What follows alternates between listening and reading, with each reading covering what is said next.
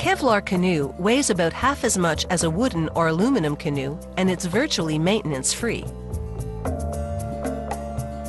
They build these canoes from several layers of Kevlar fabric, glued together to create a solid laminate material.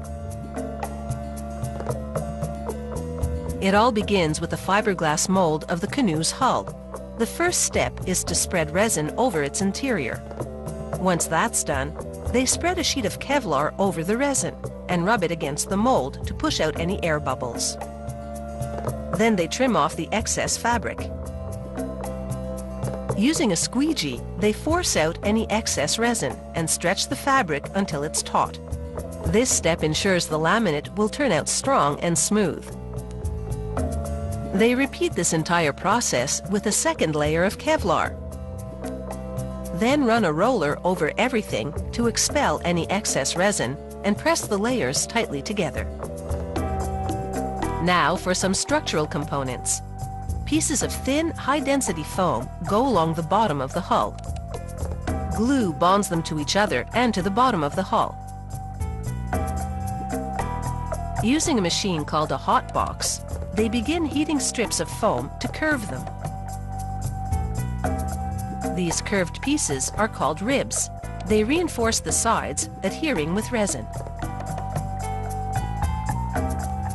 With the structural core of the canoe complete, they now encase it in a third layer of Kevlar.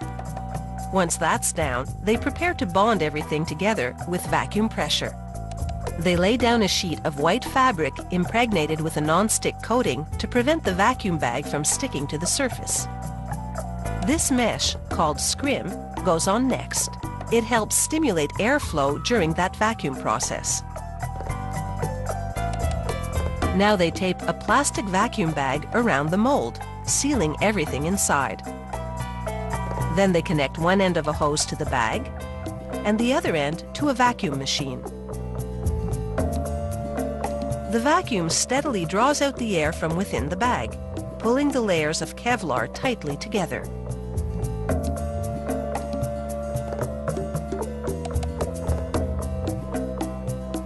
After 8 to 10 hours under vacuum, the bag comes off. If a canoe flips over, flotation tanks in the corners keep it afloat. Workers build each tank out of 2 pieces of low-density foam. After sanding them to the right shape, they lay a sheet of fiberglass mat over them and coat it with resin. This strengthens the foam and seals the 2 pieces into one unit.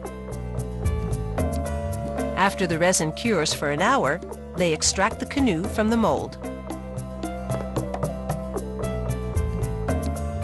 The factory's quality control inspector checks it over and, if everything's okay, applies a protective coat of resin. Once that's dry, they cap the edges with aluminum strips called gunnels, which keep the hull from folding inward. Then an aluminum crossbeam and a nylon end cap on each end. A wooden yoke for carrying the canoe upside down on land, and a wooden seat with nylon webbing.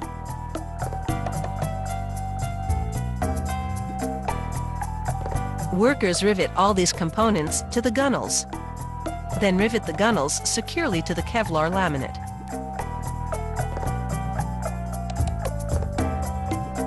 This factory puts every canoe it produces on a digital scale to ensure it meets weight specifications. If all is well, the finishing touch is a decal displaying the manufacturer's name. Kevlar canoes, like those made of other materials, vary in size, shape, and design.